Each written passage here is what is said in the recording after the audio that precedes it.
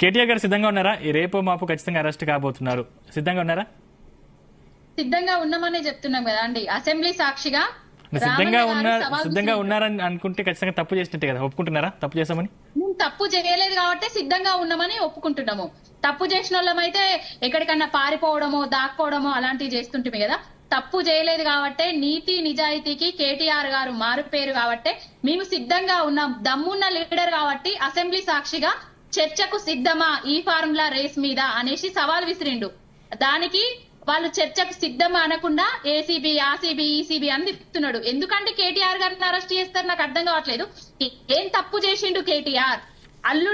అల్లుడికి ఫార్మా గిల్లుడుకు బ్రేకులు వేసిండనే కదా కేటీఆర్ గారిని అరెస్ట్ చేస్తున్నారు. ఆదాని దోస్తి దొంగాటను ఎక్స్పోజ్ చేసిండు కదా ఢిల్లీ స్థాయిలో. అందుకే కదా కేటీఆర్ గారిని అరెస్ట్ చేస్తామని చెప్తున్నారు. అమృత్ టెండర్ల గోల్ మాల్ ను బామ్మర్ది భాగోతాన్ని బయట పెట్టినందుకే కదా కేటీఆర్ గారిని అరెస్ట్ చేస్తామని చెప్తున్నారు.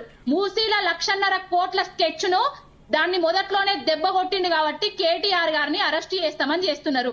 ఈ ఫార్ములా రేస్ గురించి తలా తెలియదు తోక తెలియదు రేవంత్ రెడ్డి అనే అజ్ఞానికి ఏం తెలియక మాట్లాడుతున్నాడు తప్ప ఆయనకు రాజకీయం చేత కాదు, ప్రజా పరిపాలన చేత కాదు. ప్రభుత్వంలో అధికారంలోకి వచ్చిన తర్వాత ఎప్పటి నుంచెల్లండి డిసెంబర్ 9వ తారీఖు నుండే మొదలు పెట్టిండు కదా. ఎలక్షన్ల ముందే 1.5 కోట్లు అన్నాడు కదా. ఎలక్షన్ల తర్వాత 1000 కోట్లైనాయి, 100 కోట్లైనాయి, ఇప్పుడు 46 కోట్లకు వచ్చింది ముచ్చట. ఇప్పుడు ఈ ఫార్ములా రేస్ లా ఎంట్రీ ఫీజు కట్టి రెడీగా ఉన్నది. ఈ చేతగాని దద్దమ్మ చవట సన్నాసుల కాంగ్రెస్ ప్రభుత్వంలో ఈ ఫార్ములా రేస్ పెట్టడం చాతగాకనే కదా ఇప్పుడు కేటీఆర్ గారు ఏదో గోల్మాల్ చేసిండు అనేసి తెర మీదకి తీసుకొచ్చిండు. ఆయన ఎంట్రీ ఫీజు కట్టిండు, అదేదో గోల్మాల్ చేసిండు, దొంగ లెక్క చూపిస్తాం కేటీఆర్ గారిని. ఇప్పుడు ఏందంటే దొంగది అన్నట్టుగా చేస్తున్నాడు రేవంత్ రెడ్డి. తా చెడ్డ కోతి వనమంతా చెడిచినట్టుగా ఈయన పట్ట పగలు బ్యాగు సంచులతోటి 50 లక్షలతోటి దొరికిండు కదా ప్రభుత్వాన్ని కూల్చడానికి. నేను దొంగ అయిపోయినా నా తర్వాత అందరు కూడా దొంగలే కావాలనేసి ఇలాంటి ప్రయత్నాలు చేస్తున్నాడు. కేటీఆర్ గారు ఒక యోధుడి కొడుకు, కారణ జన్ముని కొడుకు. ఆయన ఎలాంటి తప్పు చేయడు. హైదరాబాదు బ్రాండ్ ఇమేజ్ ని పెంచడానికే ఈ ఫార్ములా రేస్ ను నిర్వహించడం జరిగింది. ఎంత పెరిగింది అనేది అందరికీ తెలుసు. 700 కోట్ల లావాదేవీలు జరిగినాయి అని కూడా తెలుసు. పెట్టుబడులను ఆకర్షించిండ్రు అని కూడా తెలుసు. ఈ చేతగాని దద్దమ్మ రేవంత్ రెడ్డి వచ్చి కక్షపూరితమైన రాజకీయాలు చేసుకుంటా కేటీఆర్ గారిని అరెస్ట్ చేస్తాం, కేసీఆర్ గారిని అరెస్ట్ చేస్తాం, కరెంటుల అది జరిగింది, కరెంటుల కుంభకోణం జరిగింది, కాళేశ్వరంలో కుంభకోణం జరిగింది, ఆది నుంచి ఇదే ముచ్చట. ఫోన్ ట్యాపింగ్ జరిగింది. అసలు ఒక్కటి కూడా నిర్ధారించింది లేదు, ఒక్కటి కూడా బయటికి తీసింది లేదు. ఓన్లీ కేటీఆర్ గారిని అరెస్టు చేయడం అనేది కక్షపూరితమైన వ్యవహారం.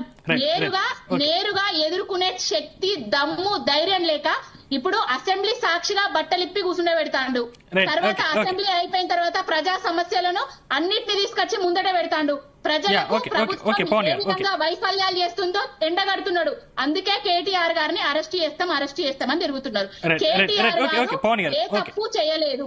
ఓకే ఓకే ఓకే వినోద్ గారు, అంటే ఇప్పటిదాకా మీరు ధరణి గురించి, భూభారతి గురించి చెప్పారు. ఇప్పుడు అంటే ఈ రేస్ లో అసలు ఏం జరుగుతుందంటారు? నిజంగానే కేటీఆర్ గారు ఏ అక్రమం చేయలేదంటారా?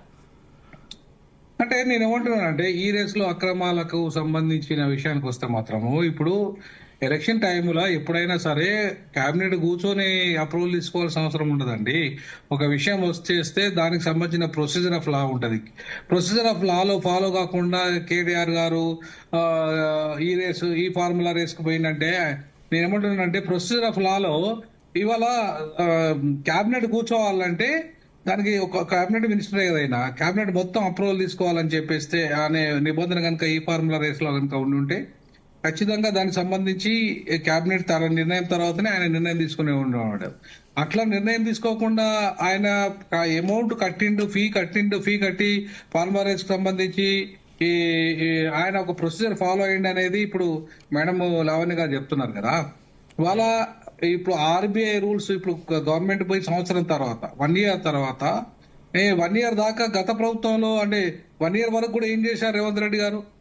ఈ 1 year లో ఏసీబీకి ఇప్పటిదాకా సోయి రాలేదా? మరి కేటీఆర్ గారు ఈ ఫార్ములా రేసులో తప్పు చేసిండు అనే దానికి వాళ్ళు ఎందుకు ఇంతకాలం ఆగిరు? 1 year దాకా ఆగిండ్రు. 1 year దాకా ఆగాల్సిన అవసరం ఏమొచ్చింది? ఒకవేళ తప్పు జరిగి ఉంటే తప్పు ఇమీడియట్లీ తప్పు జరిగిందనే విషయాన్ని బయట పెట్టాలి కదా నిజంగానే. మళ్ళీ ఒకవేళ నిజంగా ఇంకొకటి ఆర్బీఐ రూల్స్ కూడా ఎప్పుడు కూడా ఒక ప్రభుత్వ అధికారి గాని లేదంటే ఒక ప్రభుత్వంలో ఉన్న మంత్రి గాని